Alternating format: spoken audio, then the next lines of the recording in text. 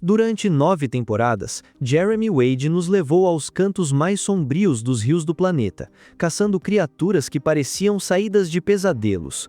A série Monstros do Rio virou um fenômeno global, cativando milhões de pessoas com histórias de predadores pré-históricos e ataques inexplicáveis. Mas em 2017, no auge absoluto da popularidade, a série acabou de forma repentina. Por anos, a justificativa oficial era de que o programa teve um fim natural. O próprio Wade disse que os monstros haviam acabado. A emissora afirmou que foi uma decisão mútua, o encerramento perfeito. Mas essa não era a verdade. Agora, aos 69 anos, ele quebrou o silêncio sobre o que realmente aconteceu nos bastidores. O verdadeiro motivo do fim da série não tem nada a ver com a falta de criaturas. Na verdade, o que Wade descobriu naquelas temporadas finais foi muito mais aterrorizante do que qualquer peixe que ele já tivesse pescado. E é algo que o assombra até hoje. Esta é a história que as redes de TV não queriam que você soubesse. Para entender o peso dessa revelação, precisamos entender quem é Jeremy.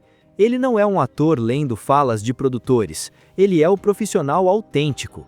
Nascido na Inglaterra em 1956 e formado em zoologia, ele passou décadas perseguindo uma obsessão muito antes das câmeras existirem: provar que peixes de rio podiam sim atacar humanos. A comunidade acadêmica dizia que era impossível. Wade foi a campo provar o contrário. Ele viajou aos rios mais perigosos do mundo, financiando as próprias expedições. Isso não era um passatempo, era o trabalho de uma vida. Durante 20 anos antes da TV, Wade viveu em barracas, contraiu malária 5 vezes, sobreviveu a uma queda de avião na floresta e quebrou as costas em uma aldeia amazônica isolada. Foi assaltado à mão armada em Uganda e quase se afogou mais vezes do que consegue contar. Quando Animal Planet o convidou para o programa em 2008, Jeremy já tinha 52 anos. A série não criou um aventureiro, apenas apontou as câmeras para alguém que já enfrentava o perigo no anonimato. Essa autenticidade fez de Monstros do Rio um sucesso estrondoso a partir de 2009. Cada episódio funcionava como uma história de detetive, onde ele investigava ataques reais, usando biologia e técnicas extremas de pesca para capturar o culpado.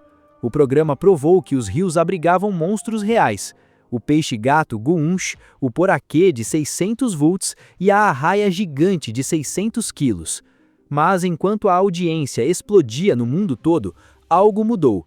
Se você prestar atenção na 5ª e na 6ª temporada, verá uma mudança no olhar de Jeremy. Ele começou a soltar frases que pareciam casuais, mas que carregavam um aviso sinistro. Na Índia, questionou se os peixes estavam se adaptando ou se nós estávamos destruindo seu habitat.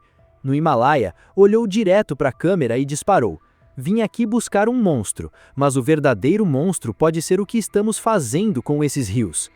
Ele tinha uma perspectiva única.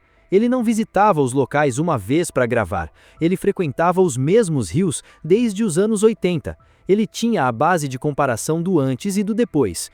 E ao longo das filmagens, ele testemunhou esses ecossistemas morrerem em tempo real. Na Amazônia, rios antes cristalinos estavam tomados pelo garimpo ilegal e contaminados por mercúrio. No Sudeste Asiático, o peixe-gato gigante do Mekong sumia devido a barragens e a pesca predatória. Na Índia, o famoso Guunch desaparecia porque o esgoto e os rejeitos industriais colapsaram a cadeia alimentar. Na África, rios gigantescos secavam por meses devido às mudanças climáticas.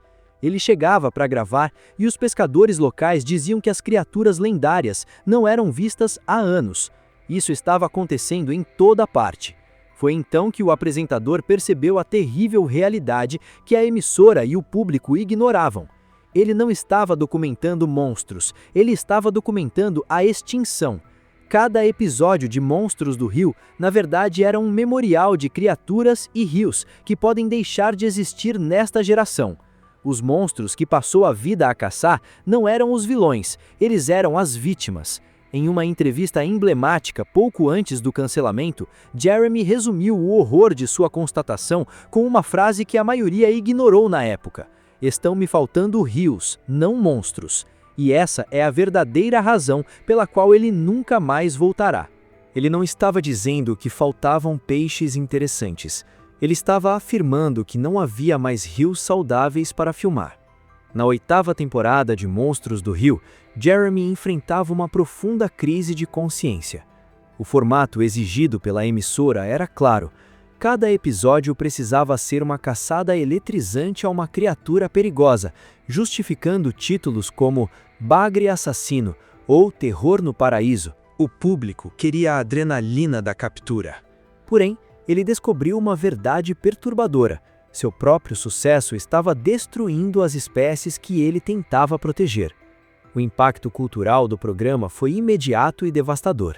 Sempre que uma espécie rara era exibida, o interesse por ela explodia.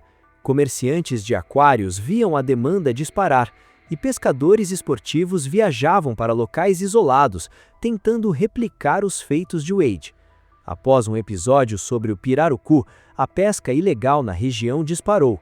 Quando mostrou o bagre gigante do Mekong, ONGs de conservação o procuraram alarmadas, com a pressão severa sobre uma espécie já criticamente ameaçada. A ironia era cruel. Um show feito para inspirar respeito transformava animais raros em alvos de caça. Havia também um dilema ético sobre a honestidade do programa. A fórmula era matemática.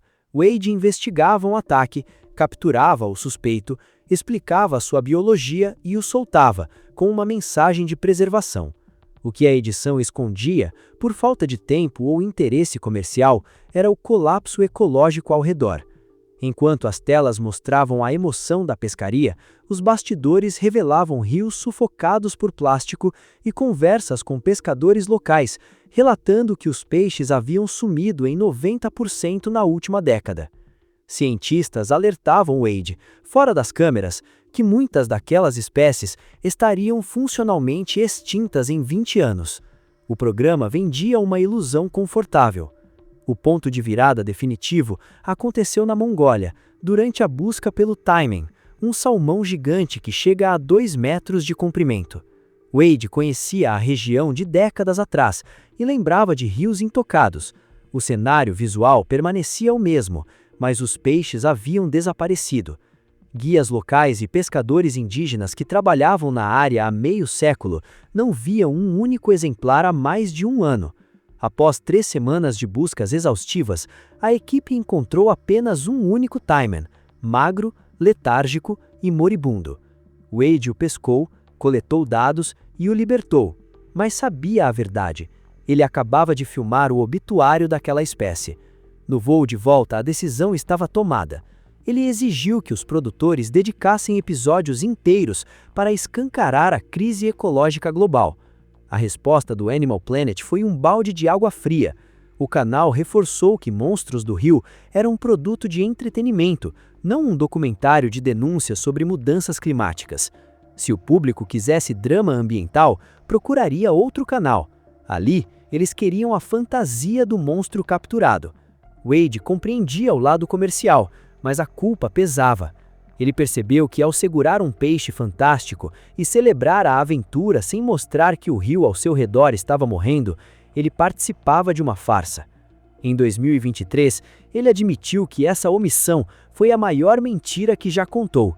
Ele propôs uma temporada final realista, revisitando locais antigos para mostrar a degradação e usando sua imensa audiência para alertar o mundo. A emissora vetou, temendo que o conteúdo político e deprimente afastasse os telespectadores. Diante do impasse, no final de 2016, ele decidiu encerrar o programa. O canal abafou os motivos reais, publicando que a missão de Wade havia sido cumprida e que os monstros tinham acabado. Por amarras contratuais, ele sustentou a versão oficial nas entrevistas da época, mas a verdade era bem diferente. O que havia acabado era sua capacidade de fingir que estava tudo bem. Após o fim da série em 2017, ele migrou para projetos como Rios Poderosos e Águas Escuras, onde finalmente pôde expor o garimpo no Amazonas, a poluição extrema no Yangtze e os impactos industriais no Mississippi. Os programas eram tecnicamente impecáveis, mas nunca chegaram perto do sucesso de público de seu antecessor.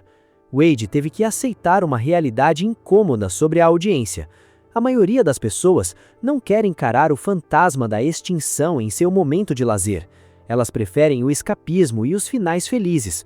Monstros do Rio alimentava esse desejo, e o público chorou o fim do programa sem perceber que a própria ilusão vendida era parte do problema.